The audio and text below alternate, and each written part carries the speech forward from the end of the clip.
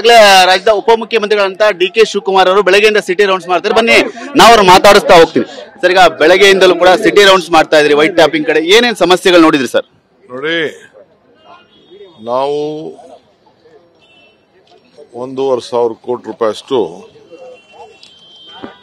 135 kilometre ಅಷ್ಟು investment ಮಾಡಿದೀವಿ. 1,700 ಕೋಟಿ ಅಷ್ಟು. 1,700 ಮತ್ತೆ ಇನ್ನೊಂದು 1,700 ಕೋಟಿ ಅಷ್ಟು 150 ಕಿಲೋಮೀಟರ್ ನಾವು ತೆಗೆದುಕೊಂಡಿದ್ದೀವಿ. 97 ರಸ್ತೆನ ನಾವು ಬಹಳ ದೂರದ ಆಲೋಚನೆ ಮಾಡ್ತಾ ಇರೋದು. ಇಲ್ಲಿ ಅಂಡರ್ಗ್ರೌಂಡ್ ಕೇಬಲ್ಲು, ಸೀವರೇಜು, KV, ಬೆಸ್ಕಾಮ್ದು ರಸ್ತೆ, ಬೆಸ್ಕಾಮ್ದು ವೈರ್ಗಳು ಹೋಗುವಂಥದ್ದು, ಆಮೇಲೆ ನಮ್ಮ ಕೇಬಲ್ ಹೋಗುವಂಥದ್ದು ಎಲ್ಲ ಸೇರಿ ಹಾಕಿ ಒಂದೇ ಸತಿ ಮಧ್ಯೆ ಎಲ್ಲೂ ಅಗಿಬಾರ್ದು ಅಂತ. ಇದಕ್ಕೆ 30 ವರ್ಷ ಗ್ಯಾರಂಟಿ. ಆ ದೃಷ್ಟಿಯಿಂದ ಇವತ್ತು ನಾವು ಮಾಡಿದೀವಿ. ಆಲ್ಮೋಸ್ಟ್ 10 ರಿಂದ 12 ಕೋಟಿ ರೂಪಾಯಿವರೆಗೂ ಒಂದೊಂದು ಕಿಲೋಮೀಟರ್ ಆಗ್ತಾ ಇದೆ. ಆ ಏರಿಯಾ ಮೇಲೆ ಡಿಫ್ರೆನ್ಶಿಯೇಟ್ ಮೇಲೆ ಆಗ್ತಾ ಇದೆ. ಸೊ ಎಲ್ಲ ಕಡೆ ಕ್ವಾಲಿಟಿನೂ ಚೆಕ್ ಮಾಡ್ತಾ ಇದ್ದೀನಿ, ಥಿಕ್ನೆಸ್ ಎಲ್ಲ ಕೂಡ ಚೆಕ್ ಮಾಡ್ತಾ ಇದ್ದೀನಿ.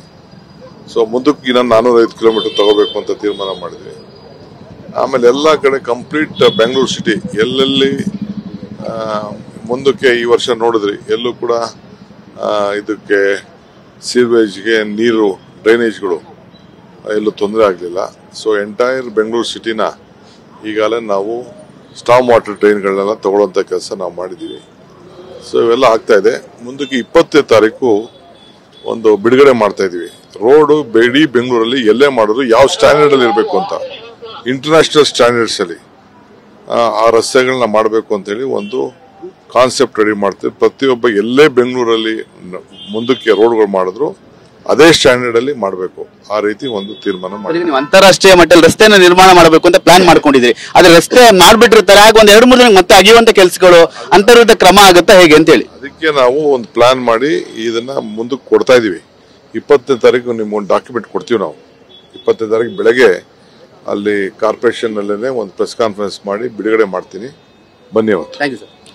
ಇದಿಷ್ಟು ಉಪಮುಖ್ಯಮಂತ್ರಿಗಳಂತ ಡಿ.ಕೆ. ಶಿವಕುಮಾರ್ ಅವರ ಮಾತು. ಯಾಕಂದ್ರೆ ಅಂತಾರಾಷ್ಟ್ರೀಯ ಮಟ್ಟದಲ್ಲಿ ರಸ್ತೆಗಳನ್ನ ನಾವು ನಿರ್ಮಾಣ ಮಾಡಬೇಕು. ಆ ಒಂದು ಹಿನ್ನೆಲೆಯಲ್ಲಿ ಇವತ್ತಿನ ಒಂದು ರೂಪುರೇಷವನ್ನು ಕೂಡ ತಯಾರು ಮಾಡ್ತಾ ಇದ್ವಿ.